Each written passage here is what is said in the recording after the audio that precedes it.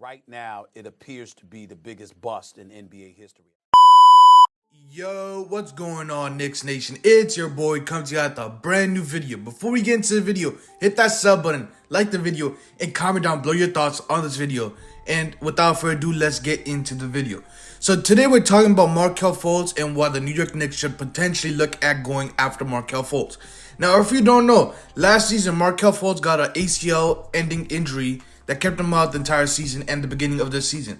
He just recently came back on February 22nd, where he's played 3 games up until now, and in those games he's been hit and miss. Now, he's had very good ups and he's had very little downs. So let's talk about it. Markelle Fultz was the first overall pick in 2017 in a draft class that had Lonzo Ball and other players that have been playing out of their minds. And Markelle Fultz was, early on, he had this hype around him as being the best scorer in the draft and coming out and being one of the best point guards out of the draft. And he had clear competition with Lonzo Ball in who would be the best point guard and the best overall player. Now, we all know what happened with Markelle Fultz and his injury that with his shoulder that didn't allow him to shoot. And the best scorer coming out of the draft couldn't shoot. Made him a very big question mark on what type of player he's going to be. Because, they said that he's supposed to be back and it's just a mental thing, then it's a physical thing. It was just a whole lot of mix-up and misinformation going around with Markelle Fultz. And whether that be with the 76ers training staff, medical professionals, whoever, it just didn't really help Markelle Fultz and that situation that was trying to get them to the playoffs to win a championship. And, many claimed him to be a bust because he didn't live up to potential, whether that be due to injuries or he just didn't play well. And then they eventually shipped him off to Orlando. And when he got to Orlando, he had a pretty good season. In his last season, last year, before the ACL ending injury, he was putting up a career-high 12.9 points per game, 5.4 assists, about 3 rebounds.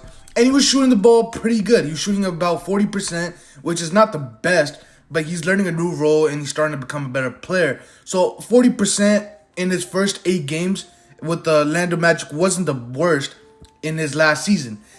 In that same season, he took about 2 attempts on the 3 and he made 25%, which, he's still working on his shot and his game better. But from what we've seen this season, his shot looks so much better and it looks more, clean and smoother. Because last year and the year before that, his shot was still being worked on with shooting professionals, shooting trainers to get it right.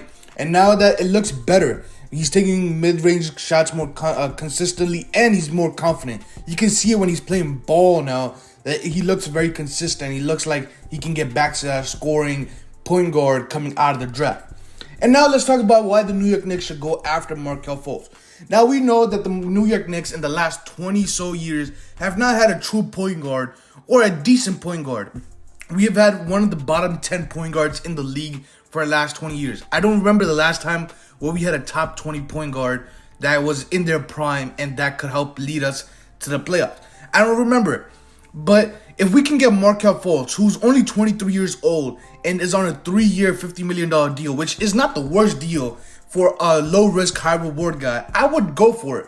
Because the Orlando Magic already have Cole Anthony, Jalen Suggs, who they just drafted in the last draft with the 5th overall pick. And he's been hit and miss. But I don't think he can give up so easily on the 5th overall pick that you just drafted last season. So I see him getting the more run and getting better and getting more comfortable coming out of the draft. We know rookie point guards struggle in the NBA. And in their second, third seasons, they finally pick it up. So Jalen Suggs is somebody I don't think they're going to get rid of yet. And Cole Anthony is emerging as one of the best point guards in this league. Now, he's not there yet, but he's definitely getting better and better. And he's having a very good season so far in his second season. And they have RJ Hampton, who is a point guard or shooting guard, combo guard you can have off the bench. And now that leaves a 23-year-old Markelle Fultz a little bit out of the rotation, a little bit, out of the rotation, out of sync with the team, because he's a little bit older than the other guys, and they already have 3-4 point guards. So Markelle Fultz making a big salary, 3 years, $50 million is more than what Jalen Suggs, Cole Anthony, and RJ Hampton are making, because they're still on their rookie deals. So you have a big contract, and he's not playing a lot of minutes. He's your backup point guard. So And the Orlando Magic are a rebuilding team, so why not look to trade Markelle Fultz, get some assets in return that can help you draft better in this draft or going forward, and use that to draft a position that you need. You know, they need a center, they need a power forward, small forward. You know, Jonathan Isaac is a big question mark. So why not look to get assets in positions that you are lacking instead of, you know, getting more point guards? And I think getting rid of Markelle Fultz opens up more minutes for Jalen Suggs, Cole Anthony, and even RJ Hampton to get more burn. So, you know, I think it's a win-win for both sides. And I believe that the best of Markelle Fultz is still to come. You know, he's still 23 years old, very young, very energetic, and he looks motivated to play. He looks like he wants to play. And I don't think he's going to give up on the game, and I don't think the game gave up on him.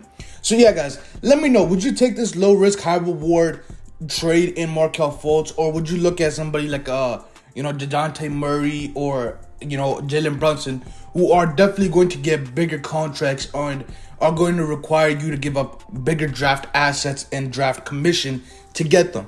So let me know in the comment section below, and I'll catch you guys in the next one. Just hit that subscribe button. Let's get to 700 subscribers, and I'll catch you guys in the next one.